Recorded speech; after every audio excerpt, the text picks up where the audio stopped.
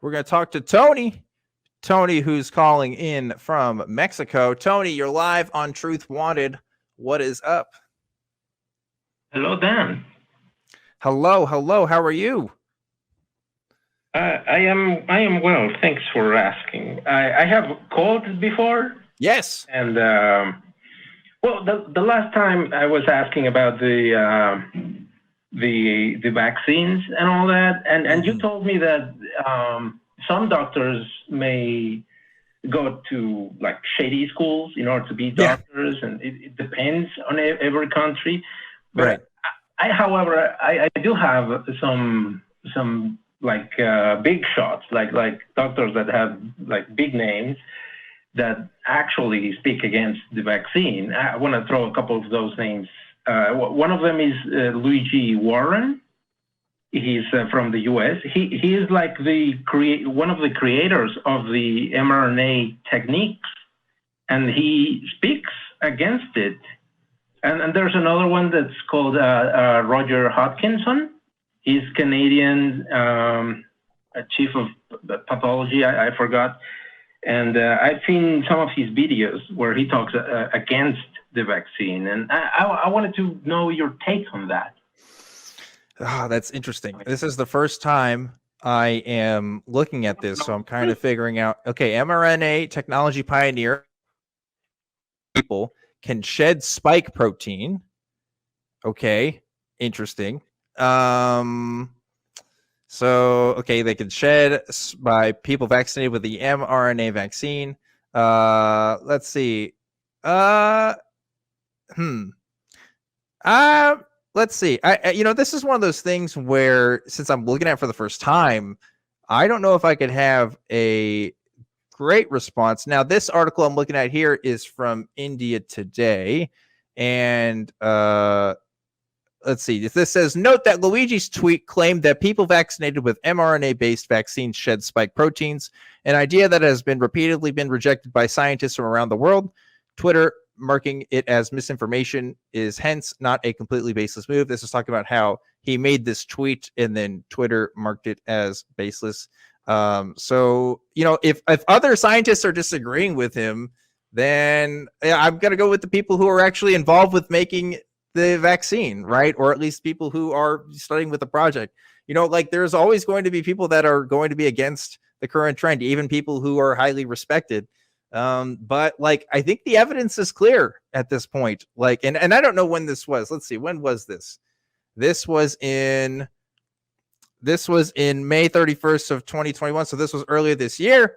But, the vaccine has been out now for a while, and it has shown its effectiveness. There's evidence showing that they may be waning in its effectiveness. I think the jury's still on that. Last time I checked, again, I'm not an expert. But, yeah, that's unfortunate. That's unfortunate that somebody who was so pivotal to this, to development of the technology we have now is kind of tweeting against it, because that sucks. That sucks for everyone else out here who's trying to convince people that they should get vaccines, that's going to be good for them. I think people are just really paranoid, and people are just really afraid. And, they might say something that they can use some of their expertise on, but there's other experts that disagree. In fact, the vast majority of experts are saying that this is okay, so that's all I can really say to that, really. I don't know, Brently, you have any thoughts? Yeah, I'll start it out by saying, do not take medical advice from a podcast. Yeah, that's true as well.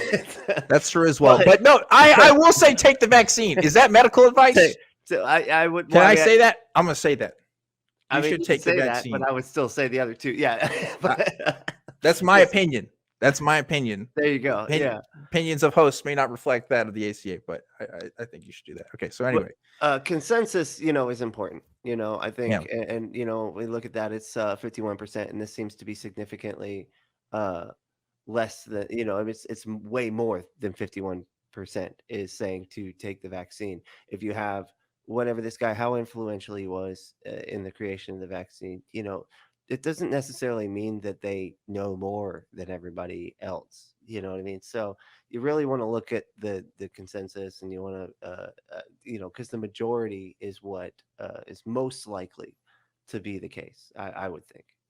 Yeah, and also like people are going to make specific claims. Like this is a very specific one. Like, oh, vaccinated people can shed proteins. That may not necessarily be the same thing as you shouldn't get the vaccine, or this vaccine is dangerous, you shouldn't take it. But people can take that and they say, well, this person is speaking against it. I'm interpreting this as nobody should get the vaccine because this expert is saying that. And I don't know if this is what he's saying. This is me looking at this live, and I'm just kind of spitballing here. But like, that's how people take this information. That's how people are going to use it. Some people are just going to want to believe what they want to believe, and they are going to cite stuff like the pandemic documentary and all kinds of bunk because they already have their biases in place, and that sucks. It really sucks, but that is the world we live in. I think a lot of it has to do too, because like the they feel like they've been demonized. Mm-hmm. They're like, oh man, don't call me vaccinated. I heard this thing recently. It was like, don't call me vaccinated, call me pure blood. Oh yeah, I saw that too. Yeah, pure blood. What the? Well, I mean, be more racist if you can't. Like, well, that's really creepy in my mind. Like, that's funny that you would. I was thinking more like a vampire thing. Like, right. I'm Harry Potter. Not a vampire. Yeah. I'm pure blood. I'm a mud blood because I got a fucking vaccine. But yeah. It's weird. But it's almost like they're trying to flip it. Sorry. Yeah, go ahead, Tony. I forgot you were there. Go ahead.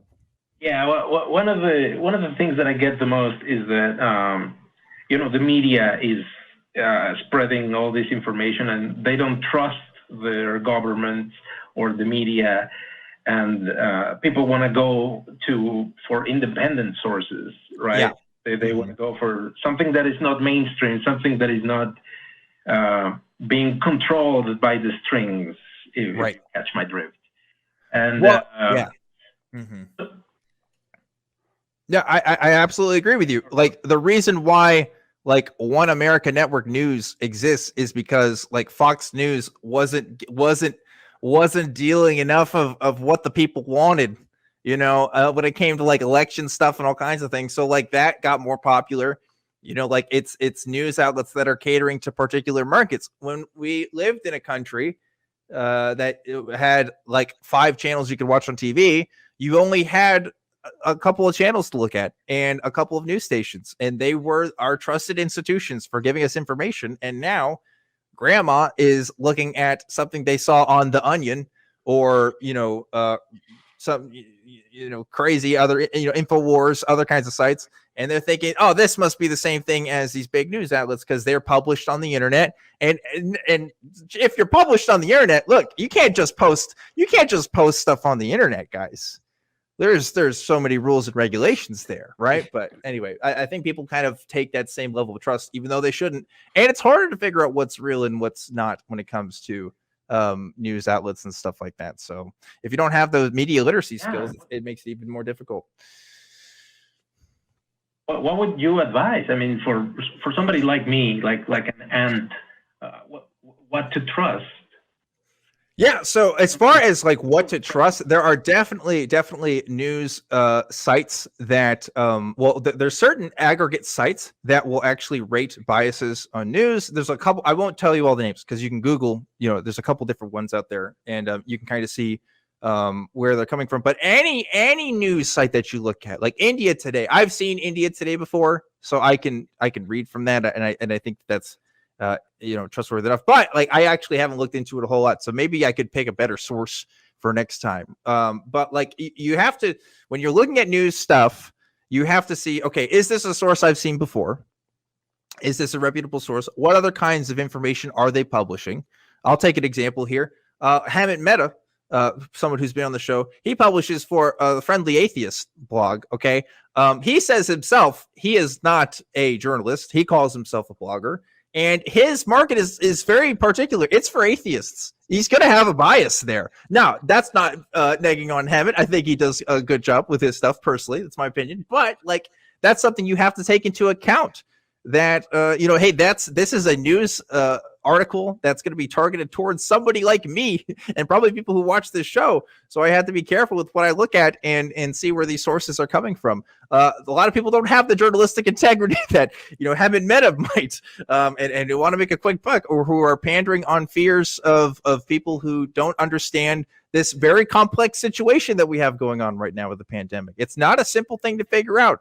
Like a lot of people don't have the same access to education about biology that the rest of us do when it comes to things talking about viruses and what mRNA even means and things like that. So it really, Tony, there's a couple things you can do, I think, as far as getting started with good research. John Green, that's the right one, right? Or is it Hank Green? One of the Green brothers has a great video on media fact checking that you can look up. But at the end of the day, this is definitely a systemic problem that I don't think a single person can actually solve. And I've had to come to terms with that because, you know, I get frustrated every day looking at this stuff. But it's like, look, I can only do so much. And I can do my best, but you know, there's got to be things beyond myself that can fix something like this. Anyway, that was a lot. I will say real quick, the one thing that's been very helpful to me is to recognize the fact that we used to in America, and I don't know if you're calling, you know where you're at, whatever, but like as far your news sources that you're getting, but there used to be a fair news doctrine, right? And so that was all done away with in the 80s there, and now we're, you know, what we kind of have to look to is other countries. Like I always kind of look to BBC, right? Because they get in trouble, they get sued if they publish false information. Right. Same thing with Canadian sources. So looking to those, like, and it's not 100%, of course, nothing is as long as humans are involved in it, you know, but like it's definitely helpful to kind of see what is going, like what they're reporting, because they can't lie. Like, you know, and the other one that I would say is NPR, not necessarily because they're part of any fair news doctrine, but because that's usually marketed to like academics, and those people are a little bit harder to lie to. You know what I mean? As far as I understand, like it does happen. It does happen. It does. Yeah, it gets through. Don't get me wrong. It's not perfect. You know what I mean? But it's more difficult if like the people that are the, you know, astrophysicists and things like that are watching or looking at your news source and they go, hold on, this is bullshit. I literally do this for a living. Like, no, you're wrong. And you know, and they can call in and get it, you know, revised or whatever. Right. Right. Anyway, Tony, I hope that was helpful. You know, we threw a lot of stuff at you, but there are ways that you can kind of mitigate it on your own and teach others around you to see how you can figure out what's real versus what's not real. And it starts from not taking medical advice by podcasts like this one, because I am not a doctor. I am not a Dr. Objectively Dan yet. We'll see. Maybe I'll go back and get my MD. You don't know.